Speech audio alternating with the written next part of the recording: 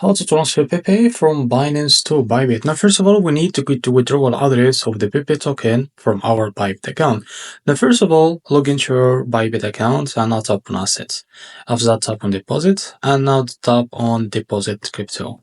After that, what you need to do in the search bar, just click here and type PEPE like that. So after you find your token, just click on it. And as you can see here, select the Ethereum as a network, and now you can copy the withdrawal address of your token. Now go back and open the Binance app that you want to transfer from. To do that, just tap on Assets. As you can see here from the top, select the spot, and now tap on Withdraw. And as you can see here in the search, you can type the PEPE like that. So after you find your token that you want to transfer, just click on it. And as you can see here, click on Send via Crypto Network. And as you can see here, just provide the address of that token that you copied from your Bybit account.